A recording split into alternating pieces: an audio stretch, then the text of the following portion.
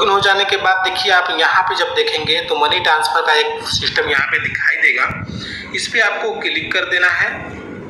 देखिए क्लिक करने के बाद सिंपली आपको क्या काम करना है कि यहाँ पे देखिए आपको एक मोबाइल नंबर डालना है। लेकिन हम आपको एक बार हम इसके बारे में एक वीडियो बनाए थे, उस वीडियो में हम आपको बताए थे कि पहले से आपका अगर कोई अकाउंट नंबर अगर स्विफ्ट मनी के साथ रजिस्टर्ड है या फिर मोबाइल नंबर अगर रजिस्टर्ड है, आज जब आप एप्लीकेशन लिए हैं मोबाइल नंबर अगर इसमें रजिस्टर्ड है तो वो मोबाइल नंबर नहीं चलेगा।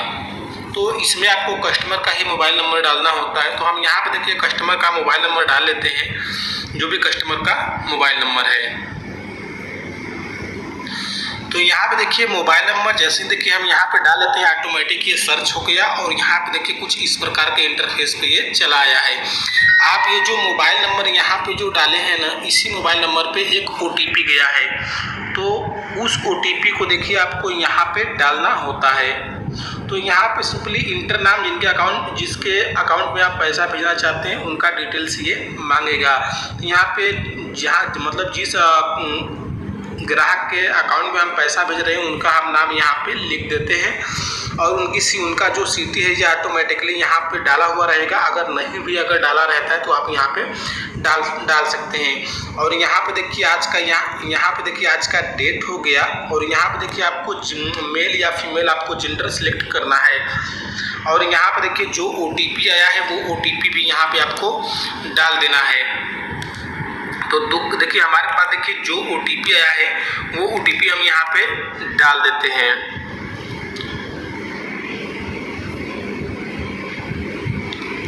छियासी 0107 ये OTP आया हुआ है। तो देखिए OTP डालने के बाद देखिए यहाँ पे देखिए रजिस्टर्ड यहाँ पे लिखा हुआ है, तो इस पर हमें क्लिक कर देना है। जैसे देखिए इस पर हम क्लिक करते हैं, कुछ इस प्रकार के नया इंटरफेस पे देखिए हम चले आए हैं। और यहाँ पे देखिए आपको जो एक बार में पैसे क्लिक करते हैं, यहाँ पे देखिए आप मुझे देखिए क्या देखिए मांग रहा है कस्टमर का। यहाँ पे देखिए बैंक का नाम डालना है, जिस भी अगर बैंक है उनके बैंक का यहाँ पे नाम डाल देना है। तो जैसे कि हम अपना यूनियन बैंक एक सिलेक्ट कर लेते हैं। यूनियन बैंक देखिए हम सिलेक्ट कर लिए और देखिए यहाँ पे देखिए जो अकाउंट नंबर होता है वो अकाउंट नंबर यहाँ पे आपको डाल देना है। तो यहाँ पे अपना अकाउंट नंबर डाल दिए हैं और देखिए यहाँ पे देखिए अपना IFSC कोड आपको डालना होता है। आप अगर IFSC कोड अगर गलत है तो आप अपना IFSC कोड यहाँ पे सुधार कर लीजिएगा। जैसे कि UBIN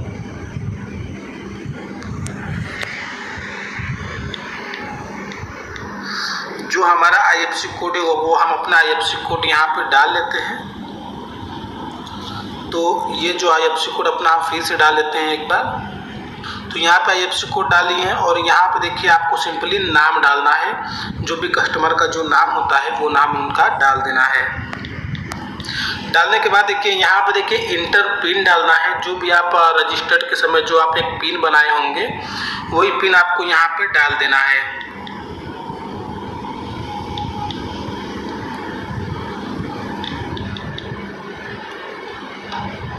डालने के बाद देखिए यहाँ पे क्या लिखा है AC वेरीफाई। आप अगर वेरीफाई अगर करना चाहते हैं तो आप वेरीफाई यहाँ से कर सकते हैं। आप अगर रजिस्टर करना चाहते हैं तो यहाँ से कर सकते हैं।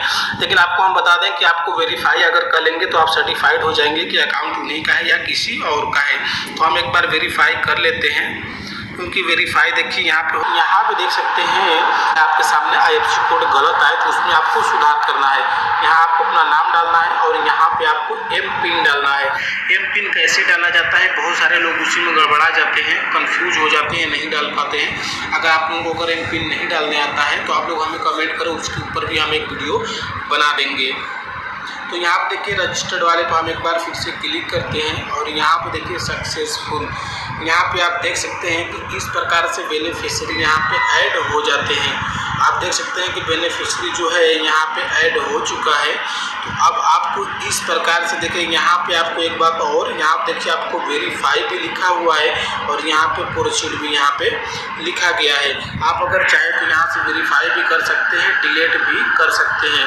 तो हम यहाँ पे प्रोसीड वाले पे एक बार फिर से क्लिक कर देते हैं और यहाँ पे देखिए आपको ऑप्शंस मिलते हैं कि आखिर आप पैसा कैसे भेजना चाहते हैं। IMPS में करना चाहते हैं, IMPS 2 में करना चाहते हैं, फिर यहाँ पे NEFT से करना चाहते हैं।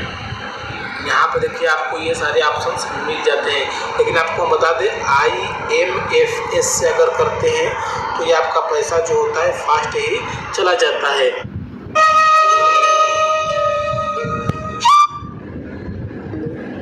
यहाँ पे कुछ भी हम यहाँ पे डाल सकते हैं। यहाँ पे डालने के बाद देखिए क्या काम करना है कि यहाँ पे नेक्स्ट वाले पे आपको क्लिक कर देना है।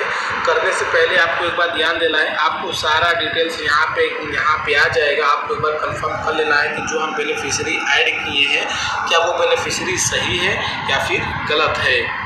करने के बाद आपको नेक्स्ट वाले ऑप्शन पे आपको क्लिक कर देना है। जैसे ही आप नेक्स्ट करेंगे यहाँ पे आप देख सकते हैं, यहाँ पे आपको एक बार और बोला जा रहा है कि आपको पिन डालना है। यहाँ पे आप देख सकते हैं कि जो आपका जो चार्ज है वो 10 रुपये का चार्ज यहाँ पे दिखाई दे रहा है। देख सकते हैं यहाँ पे 10 रुपये का चार्ज, यानी कि दोस्तों आपका 1% का चार्ज लगने वाला है, जिसमें से आपको 6 रुपये आपका समथिंग में 4 से 6 रुपये आपका कमीशन भी मिल जाएगा। तो वहाँ यहाँ पे देखिए सब कुछ डालने के बाद देखिए यहाँ पे आपको एक पिन डालना है। जो भी अगर आपका पिन है वो पिन आपको डाल देना है। डालने के बाद देखिए यहाँ पे देखिए ट्रांसफ़र लिखा हुआ है, यहाँ पे फंड ट्रांसफ़र लिखा है। इस पर आपको एक बार से क्लिक कर देना है और यहाँ पे देखिए आपको यस वाले ऑप्शन पे आपको क्लिक कर देना है।